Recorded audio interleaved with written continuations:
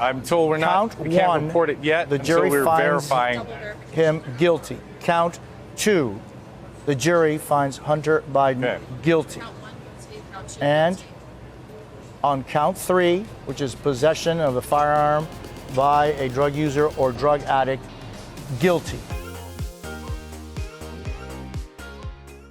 Yes, in a federal courtroom in Wilmington, Delaware, the son of the President of the United States has been found guilty on 3 federal criminal charges. This is the first time in American history that the son of a president, a child of a president, has been found guilty of federal crimes while that president is in office. It's Hunter Biden.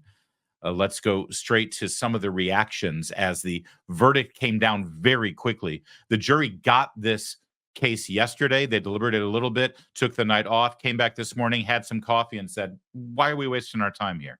Obviously, he's guilty. In fact, the only time that was wasted probably was where these people who live in Delaware were weighing the fact that they're never going to be invited to the best cocktail parties ever again, because every single day in the front row of that courtroom was Jill Biden, the stepmother of Hunter Biden, the accused, and the First Lady of the United States. She was there to send a message to those jurors that this is the Biden family you're effing with.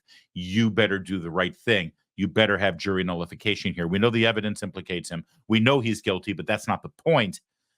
If you actually convict him, your life is done here in Delaware. But despite that, the jury came through. In fact, like they're being treated as chumps. And I think that here the jury followed Jonathan, their instructions. excuse me, we're seeing the First Lady, Jill Biden, walk into the courthouse. Yeah, she was late getting there, trying to rush in, saying, wait a second, how could they do this? I want the names and faces of every person. In fact, one of the reasons why she was there was to look at each juror individually and memorize their faces.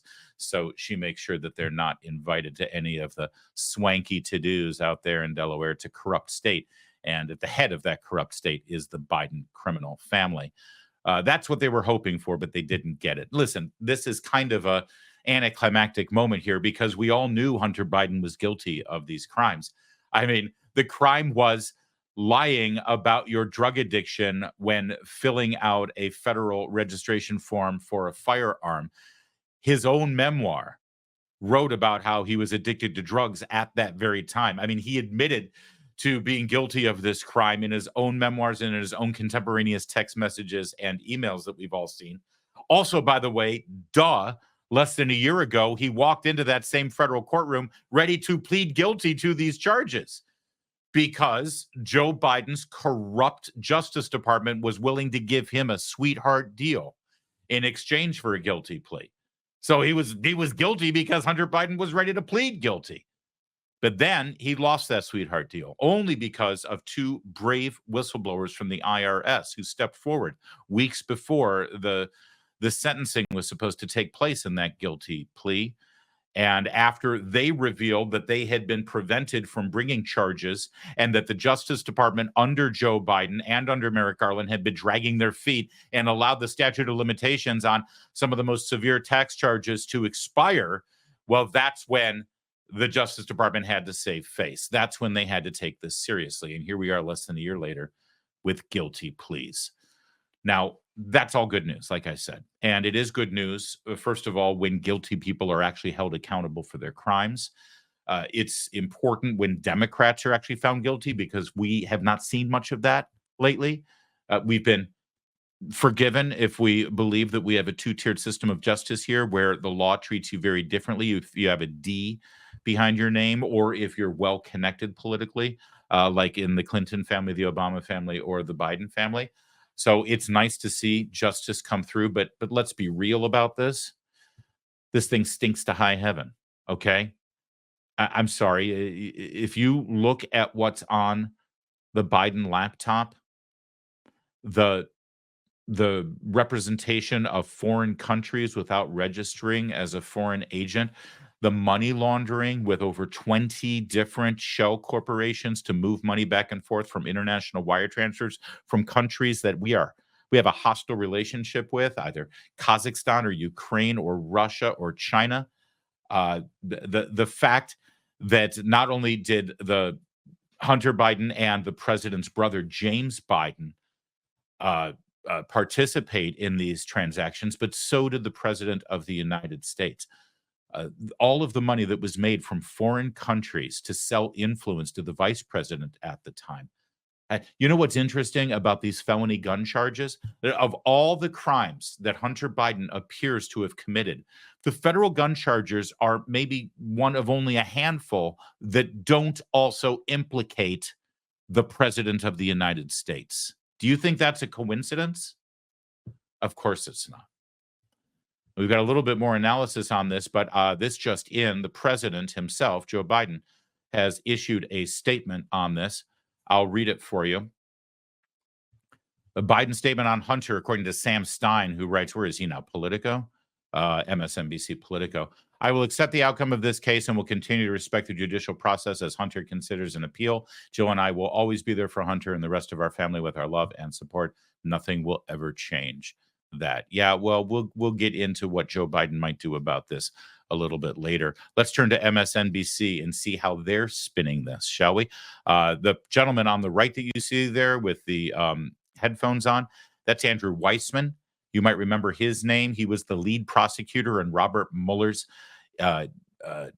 investigation into the Russian collusion hoax during the Trump administration. He also, by the way, is the humiliated prosecutor in the Enron case during the Bush administration that implicated tangentially George Bush and Texas politics. That's why they went after Enron, by the way, because Enron were huge contributors to the Republican Party and to Bush. His convictions got overturned at the Supreme Court, but that doesn't matter, you see. You use the law as a political weapon. That's what Andrew Weissman does. That's what he did. That's what he continues to do. So how does he spin these convictions? You know, I'm less interested in the particulars of the case. This is a gun charge. The proof was overwhelming. I agree with your other panelists that it is rarely charged. In my experience, over 21 years at the department, I never saw this kind of case brought. It would normally be somebody who was a felon in possession of a gun that would be charged. I'm more interested in what it tells us about the rule of law in this country in two ways. One, the son of the sitting president was pretty quickly tried. He was given due process and he was found guilty. And you have the current president, the father of the defendant, making it absolutely clear that he is not pardoning him, that he could have ordered at any time his Justice Department to get rid of this case. He did not do that. He has said that he is not planning on pardoning him as well. And I really think that if you look at this case, what is the big picture here? It's not a drug addict who possessed a gun for 2 weeks. It is that you have a president of the United States who is living embodiment of the rule of law, even with respect to his only living son. Oh, my Lord. Honestly, I think my gag reflex is going to get triggered with this. You see what's happening here, right? This is a fig leaf. This is a distraction. This is a see, nobody is above the law, you see. I got a question for Mr. Weissman. So he was found guilty of possessing a firearm while under the influence of and being addicted to illicit drugs, right? And part of the evidence of that was showing all of the drug transactions that he was engaged in via text message and emails on the laptop, right? So where are the drug charges? Where are the drug charges? Oh, and by the way, there was also other criminal activity that he was engaged in while he was using drugs. You look at the text messages and the emails, and he's coordinating with prostitutes and with pimps who were peddling prostitutes, many of whom, according to the pictures, seem to be underage. Where are those charges? Why aren't we bringing the if we have the epitome of the rule of law embodied in this case, then why is this the only thing he's facing? Where are all those other charges? Not to mention the financial charges. See, everything I just listed there only involve Hunter Biden. But then when you get into the money laundering, when you get into the foreign representation of foreign countries, when you have money being made off of hostile countries and influence being sold and peddled in the body of Vice President Joe Biden, those charges are nowhere to be found. Why? Because that will implicate Joe Biden. the embodiment of the rule of law. And there's all this talk about how Joe Biden is not going to issue a pardon for Hunter Biden, right? That's what he promised he wouldn't pardon him. Your son Hunter is on trial, and I know that you cannot speak about an ongoing federal prosecution. But let me ask you, will you accept the jury's outcome, their verdict, no matter what it is? Yes. And have you ruled out a pardon for your son? Yes. Well, follow-up question. What about a commutation? You've ruled out a pardon, but what if he gets sentenced to 25 years in prison? Will you commute his sentence? CNN is already dangling that balloon. This trial. Now, I will note the president has said that he would not pardon his son, that he will respect the verdict. I will note, look, legal nerd here, right, recovering lawyer, there's also the option to potentially commute any sentence. While he may not pardon his son, he would have the option to commute whatever sentence his son receives here for this trial. So if at the end of his term his son is still serving that sentence, he could potentially commute his sentence. So something important to remember, even though his father has said at this point he would not offer him a pardon, but he has received unwavering. Yeah, absolutely. The commutation is certainly still hanging there. Also, Andrew Weissman saying, there wasn't even a suggestion. Of course, he wouldn't pardon him, and he didn't intervene, and he didn't put a stop to these investigations. Yeah, because he's running for re-election. Is there any doubt in anyone's mind that Biden wouldn't have intervened if he hadn't done that? And also, this fig leaf that they put in front of Hunter Biden to use as this sacrificial lamb to show that no one is above the law, it's meant to silence people who complain about the ridiculous charges that have been brought against Donald Trump, right? Well, sure, the Republican nominee has been convicted, but the son of the president's been convicted, so it's even, right? It's fair and square. That's what this is all meant to do. It's meant to shut you up. It's meant to be a talking point. Would Joe Biden sell out his own son just so he could have political cover during his election campaign? Would he sell out his own son just so he could have a talking point in the debate, and he can properly call Donald Trump a convicted felon without any sort of sign of hypocrisy, considering his son has also been convicted of a felony? Would Joe Biden do that to save his own political skin? Of course he would.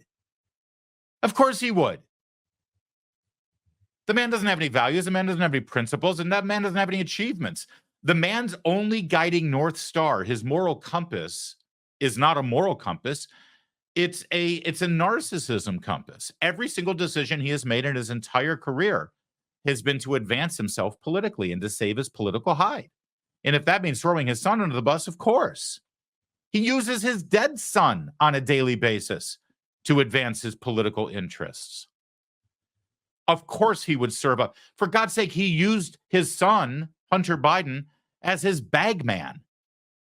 He knew that his son was an addict. He knew that his son was self-destructive. He knew that his son was involved in all these horrible things, but he kept pushing him out there and getting him out there to be the man to bring money into the Biden family. He doesn't care about his son, or he doesn't act like he cares about his son. So would he be so craven politically to actually use him as a political pawn, sacrifice him so that he can have some sort of pristine veneer about him, be imbued with some sort of sanctimony as he runs for president now against Donald Trump? You bet your ass he would. There is nothing in Joe Biden's entire career that suggests he wouldn't do that if it serves him. He has used and abused his child to serve his own selfish interests his entire career. That's why he uses them as props all the time. Look at how dysfunctional his family is. All of the things that we have learned about them. Does that happen by accident? No, this is the obvious reaction to people who recognize that their power-hungry, craven, amoral father see them as a means to an end.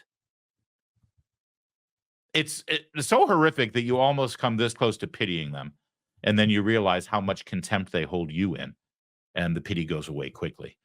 Speaking of pitiful performances, here's Chuck Tide over on MSNBC analyzing these guilty verdicts. I also want to pull back even more here.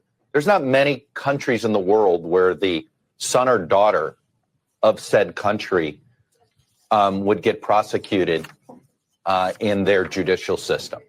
This is how different America is, and I do think that this is a really good day for the American system. Okay, that you know what, it really does try to operate. You know, no one says it's perfect. We have plenty of flawed individuals in the judiciary branch. We learn about more and more of them every day, some days. But the system itself, the whole idea of it, today in that sense was a good day. I mean, think about this. He got convicted by a jury in Delaware. Okay. Biden is the first, they're arguably the most well-known family in the state of Delaware, perhaps responsible for so many things that Delaware has from the government today. So, the location of this guilty verdict, I think, mattered. As somebody pointed out earlier, with the First Lady of the United States, that's putting certainly perhaps some people would have thought that's trying to put a finger on the scale in a place like Delaware, and that didn't matter. So look at how they're dancing around the obvious. I mean, he's saying how virtuous and wonderful our country is in the fact that this person got convicted, despite the fact that the corrupt Biden family tried to influence the jury. But what kind of cognitive dissonance do you have to have in your brain to be able to take half of it and just file it away in a locker somewhere and actually pretend that this in some way shows the virtue of our nation and our judicial system? That you see what they're setting up here. They're setting up a way to blunt any attacks that Trump and Republicans have on what is clearly a corrupt system that we've seen play out in New York, in Florida, in Georgia, and in Washington, D.C. when it comes to investigating and convicting Donald Trump. This is the sacrifice. This is the sacrificial lamb that they're doing. Also, go back to Andrew Weissman there, who said, I've been a federal prosecutor, and these charges just don't get brought against people. These charges, nobody gets convicted of this crime. I find that to be amusing, to say the least, considering these are the kind of laws that Democrats, raise millions and millions of dollars from anti-gun lobbying groups to get on the books. Anytime there's a shooting and there's a murder, instead of actually arresting and convicting the criminals and throwing them behind bars, because, Democrats are the party of not convicting criminals, not arresting criminals. They're the party of defunding the police, of no cash bail, of commuting sentences, of opening up the prisons and letting criminals out on the streets. But then they love adding law after law after law after law that only law-abiding Americans who respect the Second Amendment and respect the law will follow when it comes to gun ownership. And they cram those laws down your throat. You're the only ones who will follow them. And then here's one of those laws that the president's son violated. And Andrew Weissman, the Democrat activist, former prosecutor of the Justice Department, says, we never prosecute this. Oh, and in that vein, what's on President Biden's schedule today of all days? 1:30 p.m. official schedule. The president delivers remarks at Everytown's Gun Sense University at the Washington Hilton. He's going to be delivering a speech about more common sense gun safety measures. See, they used to call them gun control laws, but they found out that the American people hate the idea of the government controlling our ownership and possession and free exercise of self-defense with firearms because the Second Amendment protects it. So they changed that. It's not a gun control law anymore. It's a common sense gun safety measure. And one of those common sense gun safety measures that Joe Biden and the Democrats in Everytown's USA would push is the very law that Hunter Biden just violated. Hunter Biden, the son of the president, the smartest man the president's ever met. The man who Joe Biden has said repeatedly for the last several years did absolutely nothing wrong. That guy, Hunter Biden. By the way, Hunter Biden continues to be under investigation by the House of Representatives, the Judicial Committee, the Oversight Committee, as well as the Ways and Means Committee. So is the president's brother. And there's still an open impeachment investigation into the president himself, Joe Biden. Are we to believe that the convicted felon son of the president, who was also tangled in the web of shell corporations, bank accounts, money transfers, cash checks, and influence peddling, Are we to believe that that convicted felon who was a drug addict and illegally obtained and possessed a firearm, that in some way that's the only crime he ever committed? And all those other crimes that actually involve his father and influence peddling and money laundering, that's all fake news. That's all just Republican right-wing hysteria. Is that what we're to believe? If you watch cable news too much, that's what you're to believe. If you listen to Democrats on Capitol Hill, that's what you're to believe. If you're to listen to Joe Biden, the man who wants your vote for 4 more years, that's exactly what you're supposed to believe. Do you? No, neither do I.